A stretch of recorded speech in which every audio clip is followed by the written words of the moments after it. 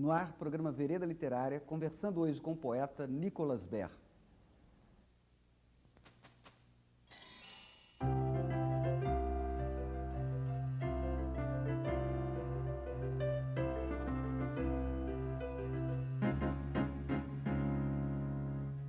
Nicolas Ber nasceu em Cuiabá, Mato Grosso, reside em Brasília desde 1974. Estreou na poesia marginal em 1977 com o livro Iogurte com Farinha. Publicou desde então, sempre em edições independentes, 19 livros de poesias. Atualmente, Nicolas Ber dedica-se ao ambientalismo e à ecologia. Tudo bem com você, Nicolas? Boa, tudo bem. Bom estar aqui. Grande privilégio tê-lo aqui conosco para essa conversa. É sempre bom falar de poesia, né? Dar um tempo, abrir um parênteses nessa nossa vida maluca de correria e deixar que a poesia flua e nos visite, né? E deixar a poesia entrar, né? Ok, vamos então começar exatamente com isso. Você já está com 25 anos de percurso poético, praticamente, desde 77, um quarto de século. Fala para nós um pouco, se possível, né, resumir esse... Eu cheguei em Brasília em 74, vindo de Mato Grosso, de Cuiabá, que era uma cidade pequena, e Brasília foi um choque muito grande para mim, né? Aquela cidade massificada, planejada. E falei, eu tenho que entender essa cidade, eu tenho que me entender aqui. E comecei a ler bastante poesia também, e falei assim, eu vou dar minha versão dos fatos, né? Vou falar de poesia também, vou falar de Brasília, vou tentar me situar nisso tudo aqui. Depois de ler um pouco, não lia tanto, mas eu já gostava de ler poesia e tudo, né? Mas a minha formação poética é fraca, é muito fraca. E aí eu comecei a escrever sobre Brasília e coisas que eu observava. Eu tinha 19, 18 anos nessa época. E teve um movimento no Rio, da Nuvem Cigana, aquela revista escrita, onde eu vi uma entrevista do pessoal lá que imprimia os livrinhos e vendia, né?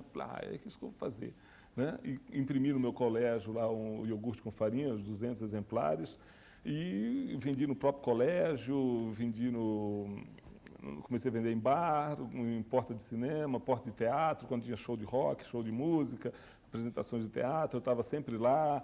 E isso foi em 77. Aí, ainda lancei depois o Grande Circular, com poemas sobre Brasília. Grande Circular é um ônibus que circula pela cidade, só com poemas de Brasília, e fazendo umas brincadeiras que tinham uns convidados, né, os passageiros convidados. Depois de 78, ainda editei o Caroço de Goiaba e o Chá com Porrada, né? E aí eu fui preso pelo DOPS. Atividade estudantil, mas também... Poesia pornográfica? É o seguinte, eles estavam atrás do mimeógrafo, porque eles fizeram a seguinte ligação. Quem imprime os panfletos da universidade, os folhetos mimeografados, está imprimindo os livros do Nicola. E se é ele que imprime, ele que tem o mimeógrafo. Foram atrás do mimeógrafo, não acharam o mimeógrafo, porque o mimeógrafo ficava nos colégios, né? Vários colégios onde eu imprimia à noite. Um recurso didático. Hã? O mimeógrafo num colégio é um recurso didático. A apostila, né, para rodar a apostila, falava para o cara, vou chegar aí à noite e tal, rodava e tal. Não era bem clandestino, mas era uma coisa assim que a gente fazia, né, fora, né, levava o papel e tal. E aí eles acharam um livro do Baudelaire, Flores do Mal, com ilustrações eróticas. E foi isso, quer dizer, foi um ridículo, foi assim, o ridículo do ridículo, né? Aí fiquei um ano sem poder escrever, mas aí eu comecei a escrever em telha fresca numa olaria. Eu escrevi uma série, O Que Me Der na Telha. Eu escrevia poema em telha, né? Aí eu levava nos lugares aquelas telhas, era um problema carregar aquilo, mas eu escrevia uns poemas curtos na telha, ela fresca, o rapaz levava no forno, eu não tinha que fazer, passava dias ali na olaria, aí ia lá, quando eu precisava de telha, ia lá, escrevia com pregos, poeminhas e tal, né? Aí depois eu fui ao julgamento, fui absolvido em 79, aí depois ainda editei muitos livros, freneticamente, até 80, aí eu parei, entrei para a publicidade, né? Fui redator de propaganda há 6 anos, aí depois você vai me perguntar por que eu parei até 93, né? Daqui a pouquinho você vai perguntar. Mas aí fiquei até 86, e em 82 criamos a primeira ONG ambientalista de Brasília, o Movimento Ecológico de Brasília, 10 anos antes da ECO 92, da Rio 92, em 82. Então, e aí eu comecei a me envolver muito com o meio ambiente, com ecologia, com flora, fauna, proteção da natureza, e participei da fundação de uma entidade que hoje é grande lá em Brasília, a Fundação Pro Natureza, a Funatura, que ajudou a criar o Parque Grande Sertão Veredas, né? Trabalhei bastante com isso, fui no parque várias vezes lá, com muita gente para delimitar a área do parque. Mas também eu tinha um hobby que era a produção de mudas. Esse hobby cresceu. Em 90 eu me desliguei da fundação e virei microempresário na área de produção de mudas, né, de plantas, comércio. Tenho um viveiro de plantas, um garden center. E aí, em 93, eu comecei a publicar meus livrinhos novamente, né, devagarzinho, né? Mas eu acho que porque eu parei, né, já pode falar agora? Podemos falar. Eu acho que eu me expus demais nesses 3 anos, de 77 a 80. A 80. Eu me expus de uma forma como ninguém se expôs em Brasília publicamente, né, na área cultural. Assim, Mas né? a mídia dava essa atenção? Dava. O que me assustou muito é que eu virei assim um pouco, no final, em 80, já estava me chamando assim, o poeta da cidade, o poeta oficial da cidade, isso me assustou, sabe? Com uma poesia absolutamente independente. Independente, antioficial, não acadêmica, né? Mas assim, era a figurinha fácil da cidade, né? Hoje, com esse distanciamento, eu já me vejo, né? Eu estava em todos os lugares, né, vendendo livrinho, e eu cheguei num lugar lá e o cara falou assim, que saco, haja saco. Eu peguei meus livrinhos, coloquei dentro de um saquinho, o haja saco, né? E aí fiz um outro, que saco, né? Que saco dos livrinhos. Quer dizer, esse contato com o público foi muito bom, né? Mas a gente vai falar disso depois. Vamos, né? Pois então, então vamos começar deixando que a sua poesia nos visite. Iogurte com Farinha, que foi o seu primeiro livro. Primeiro livro, meu best-seller. Você vendeu 8.000 exemplares mão a mão. Hoje ele custaria R$3. Então, numa noite eu vendia 200 livrinhos, 100 livrinhos numa fila de um teatro. Pois eu vinha bastante em Belo Horizonte, né, nessa época. Ia a Goiânia, ia a São Paulo, ia ao Rio. Quer dizer, fila de teatro, fila de cinema, e alternativo, claro, filme de cinema alternativo, né? Bar alternativos, assim, show de rock, né? Quer dizer, mas eu era muito cara de pau, realmente, eu era terrível. Teve um show no Belas Artes, em 78, que eu subi lá, e era o show do Alceu Valença, e ele quis me tirar de lá e falou, o show é meu, você não vai ler poesia. Vender poesia. Falei, não, eu vou lá no microfone, vou ler uma poesia, vou anunciar que eu estou aqui vendendo meu livrinho. Quer dizer, a gente... Né, não faria isso hoje de novo, a gente vai ficando meio... Pois é, você fez isso com Legião Urbana e acabou sendo musicado. Tive o privilégio, porque eu vendia muito livrinho nesses shows e eles estavam sempre lá, e às vezes a gente chegava lá, não tinha nem público direito, né, eles não eram muito conhecidos, a gente ficava lá papeando e tal, e tem uma letra de um poema meu, que o Renato Russo cantou no estúdio e foi aproveitado, né, na obra póstuma dele, e tal, mas a Brasília vivia no final dos anos 70 um momento de afirmação enquanto cidade, quer dizer, uma efervescência cultural muito grande, porque pela primeira vez Brasília virou musa de poesia, de literatura, de dança, de cinema, sabe, de teatro, né? As peças começaram, quer dizer, foi a primeira geração que assumiu Brasília e teve a coragem de dizer o seguinte, nós amamos Brasília, esta é a nossa cidade, porque os outros eram todos, entre aspas, intrusos, assim, que vinham para lá, ficavam lá e voltavam, né, e tal, uma cidade de trânsito, né, e nós, nessa... Residentes, né, eu não nasci lá, cheguei lá adolescente, mas assumi Brasília, eu me considero candango, né, adoro Brasília, mas isso foi muito importante. Na dança teve umas peças lá, Asas e Eixos, né, sobre o concretismo de Brasília, a Praça Alvorada, aquelas colunas e tal, o plano piloto. Então, no cinema começou a se fazer... Ou na sua versão, Plano Pilatos. Plano Pilatos, Plano Pilatos, lava as mãos e a sujeira vai toda para o Paranoá. Ok. Nicolas, dando um salto no tempo, quer dizer, você falou da interrupção do seu trabalho de 80 até 93, mas você agora retoma com um vigor total, né? Mas eu continuo me expondo do mesmo jeito que me expunha, até mais, talvez. Né? Não vendo meus livrinhos de mão em mão, distribuo eles por livrarias, faço bastante lançamentos, gosto de escola, né? A distribuição é o grande problema, né?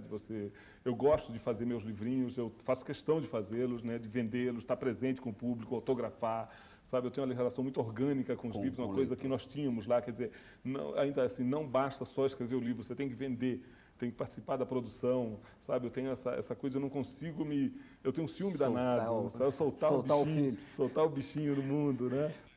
Pois é, Nicolas, agora você num poema seu fala do seguinte, de que nessa época da sua estreia, esse período, né, como diz você, esse período heróico, né, você produzia um poema, com a geração mimeógrafo, você produzia o poema de manhã, reproduzia à tarde, comercializava à noite. Era um momento assim de furor literário, né, de grande ebulição, de grande de grande criação literária, porque Brasília passava num momento especial. A primeira vez que a primeira geração, pode ser chamada a primeira geração de Brasília que assumiu a cidade e que transformou a cidade como musa. Então, havia um momento muito propício, tudo conspirava a favor, né? Éramos jovens, morávamos na casa dos nossos pais, não tínhamos grandes responsabilidades econômicas, assim, né? O peso que hoje nós temos, né? De filhos, de esposa, de nosso, né? Então, isso tudo conspirou para acontecer, a poesia acontecer junto com a música, junto com a dança, junto com as artes plásticas, Brasília ser essa musa inspiradora, o que é uma coisa assim que deixou muita gente abismada. Opa, Brasília pode ser cantada em prosa e verso? Né? Quer dizer, é uma cidade poética ou não é? E tal. Então, isso tudo a gente levantou, né? E essa facilidade de impressão, de distribuição, é porque era uma novidade, né? Era uma novidade, era uma coisa nova, era uma coisa rebelde, havia ainda a ditadura, era o tempo do Geisel, e era uma coisa que ia contra realmente, sabe? Era uma novidade, era uma coisa, o poeta mostrar sua cara, ler sua poesia em bar, quer dizer, né? Transformar a poesia numa coisa mais informal até, né? Eurico, a sua poesia, apesar da interrupção do período de 80 até 93, ela tem um forte traço de continuidade, que é essa questão que você aborda, que é a poesia fácil, a poesia que a gente lê e entende rapidamente, e até a Ana Miranda, numa correspondência que encaminha você, faz notar exatamente isso, quer dizer, que você era verdadeiro naquele tempo e continuou fazendo essa poesia. Porque não dá para se esconder da vida, né? Eu acho que o poeta não dá para se esconder atrás da máscara das palavras. Eu acho que você está ali e a coisa vem de frente, né? Vem de frente. Mas hoje, claro, depois de alguns cabelos brancos e 20 anos, né? Os meus poemas são mais longos, né? E talvez mais líricos, eu acho, né? Mais trabalhados, talvez. Eu tenho uma autocrítica muito maior, né? Porque eu adquiri uma bagagem maior, né? Mas claro que, como eu te falei, eu acho que 30%, 40%, vamos lá, do que eu escrevi naquela época realmente reflete o momento, outra coisa é apenas piração mesmo, né? Mas eu tenho escrito bastante, retomei, né? Retomei a Vigor. Escrita. Oi? Pleno vigor. Pleno vigor, e estou gostando do que eu estou fazendo, do que eu estou escrevendo. Eu pensei que eu já tinha escrito tudo que eu tinha que escrever, né? Eu acho que ainda tem muito que escrever, e às vezes eu fico achando que daqui 30 anos realmente eu vou estar satisfeito, ou talvez nunca, mas assim, sabe? Porque a gente sonha, Claro. né? A gente tem ambição, a gente sonha, a gente espera, né? Quando a gente lê os clássicos, os grandes poetas. Por exemplo, eu li esses dias um poema de um poeta italiano, Eugenio Montale. Só li o primeiro poema, eu achei minha poesia tão pequenininha, achei tão coisinha. Tão haikai? Não. Não. Diz no sentido qualitativo? Qualitativo? Não, de tudo. Como que a minha poesia é qualitativo também, quer dizer, esse aqui é o poeta, sabe? Quando você lê assim, mas isso eu acho bom, porque a gente às vezes fica convencido que é o tal e tal, mas a gente lê os outros poetas e fala, olha, recolha-se a sua insignificância e comece tudo de novo, sabe? Não, sua poesia é extraordinária. Agora, veja bem, você disse que ficaria 30% do seu conjunto de obra. Agora, dentro dos 100% que você escreveu, Brasília deve tomar aí pelo menos uns 30% também do tema geral. Mas há outros temas muito presentes, como, por exemplo, que você até retoma muito, que é essa questão da relação vida e morte e a defesa da vida, quer dizer, isso se emenda de alguma forma com o ambientalista, o ecologista? Não sei, porque eu tenho aquele poema do Mário Quintana que diz o seguinte, quem escreve um poema salva um afogado. Né? Eu acho isso assim, quem escreve um poema salva um afogado. E tem o poema do Drummond, aquele Os Ombros Suportam o Mundo, que termina... que aquele poema é uma oração, é uma ave-maria. Né? Chegou um momento em que não adianta morrer. Chegou um momento em que a vida é uma ordem. A vida apenas, sem mistificação. Porque eu acredito muito na poesia terapia, a poesia que facilita carregar o fardo de viver. Eu acredito muito que a poesia despressuriza, que a poesia mantém a gente vivo, que não é bom dar um caráter utilitário à poesia, eu acho que não, mas assim, a poesia, ela realmente despressuriza, né? E ela leva a gente à frente. E eu acho que o Drummond conseguiu, a grande obra dele, conseguiu compartilhar conosco essas angústias, essas apreensões, né? E falar para o cara, bicho, vai em frente, encara. Tem que ir, encara. sabe? Quer dizer, eu acho que a grandeza dele é essa também, além de outras. Além de um grande poeta, porque eu acho que as coisas têm que estar junto, o poeta e o ser humano, sabe? A pessoa, né? Eu acho que as duas coisas têm que casar, sabe? Então vamos juntar duas coisas que na verdade, você mesmo junta num poema, que é Brasília e a poesia. Você respondendo a um decreto que tornava isso obrigatório. Vamos falar disso. Vamos ver o poema? Vamos. Você diz o seguinte: a literatura brasiliense não existe, é pura ficção. Nenhum ou nenhuma professor ou professora ou aluno ou aluna da rede oficial de ensino do Distrito Federal ou da rede particular será obrigado ou obrigada, nem por força da lei, a comprar, ler, interpretar ou decorar nenhum dos poemas que constam deste ou de outros livros de minha autoria. Só vale se for por amor. Resposta a um decreto que torna obrigatório o ensino de literatura brasiliense nas escolas do Distrito Federal. Literatura brasiliense é o diário oficial.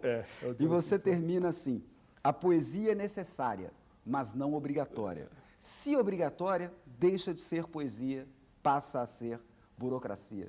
Então vamos lá. Pobre da literatura que precisa de um decreto para existir. Eu sempre digo, pobre da literatura que precisa de um decreto para existir. Quer dizer, isso foi uma guerra lá dentro, porque eu era o poeta da cidade, né? O que fala de Brasília e você é contra, porque a gente tem que partir de uma coisa mais holística, porque senão daqui a pouco vai ter literatura taguatinguense, né, de Taguatinga, literatura planaltinense, mas isso foi uma da coisa... Asa Norte, da literatura... Asa Sul, mas isso foi o lobby de uns escritores lá, que eu falei com eles, a única forma de vocês serem lidos nos colégios é através da imposição de uma lei. Eles fizeram um lobby em cima de um deputado distrital que fez essa lei. Quer dizer, a única chance deles de serem lidos nas escolas era através de uma lei. Eu acho isso vergonhoso, achei isso vergonhoso. Sabe? Quer dizer, tem que ser pela qualidade, né? E eu acho muito cedo ainda falar de uma literatura brasiliense. Eles me perguntam o que é literatura brasiliense. Literatura brasiliense é toda a literatura produzida numa cidade massificada e massificante como é Brasília, uma cidade moderna, planejada. Claro. A poesia de Nova Delhi pode ser poesia brasiliense, a poesia de Canberra pode ser poesia brasiliense, né? Uma poesia de uma cidade planejada e tal. Eu acho muito cedo, eu acho que a gente fica muito preocupado. Isso é literatura? Isso não é. Esse julgamento de valor tem que deixar com o tempo. O tempo é que vai decidir isso. Nem o crítico acho que decide isso, não.